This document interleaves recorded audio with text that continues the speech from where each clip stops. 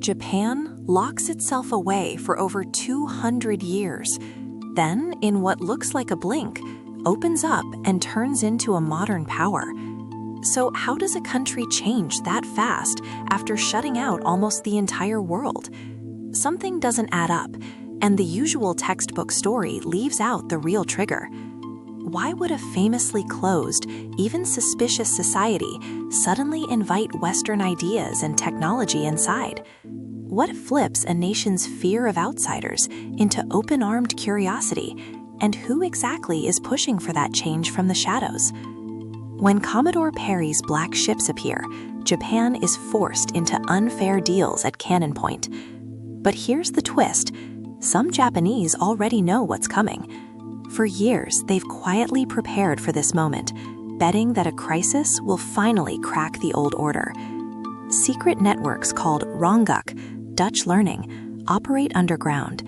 Scholars defy bans to study forbidden Western science right under the shogunate's nose.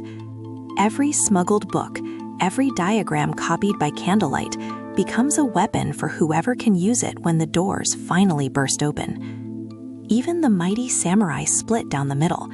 Some cling to the old ways at all costs, but others see modernization as their ticket to survival and maybe to seizing power.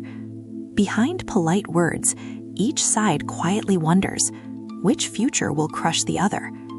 As foreign powers make demands, peasants riot and crops fail. The shogunate scrambles to respond, but every new tax and misstep fans the flames. The whole country teeters, inside and out, on the edge of collapse. If the old government falls, who steps in? Not all resistance is loud.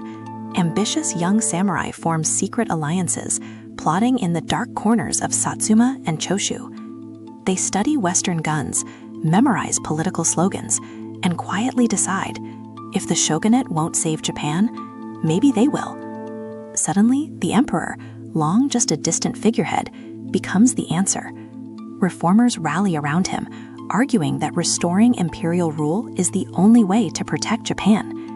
But can a symbolic teenager really unite rival clans, angry peasants, and secret plotters?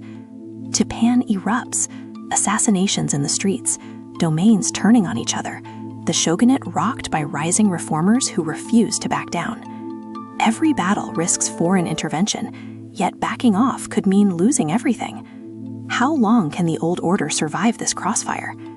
In 1867, the unimaginable happens.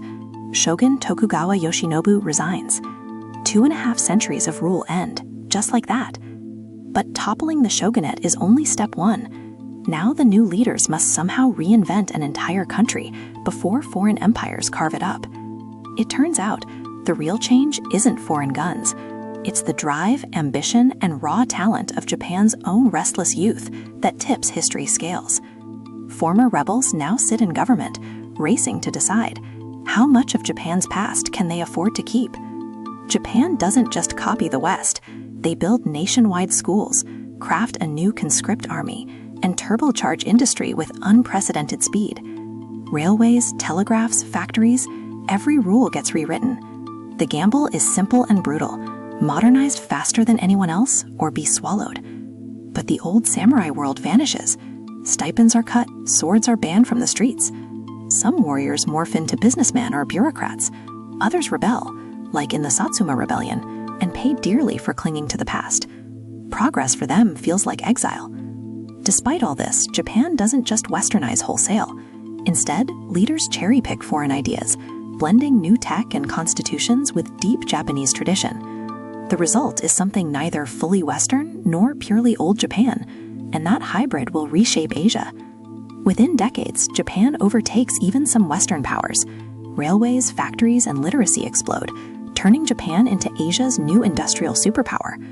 The once closed country now sends diplomats, warships, and ideas abroad. But that new strength comes with a darker edge.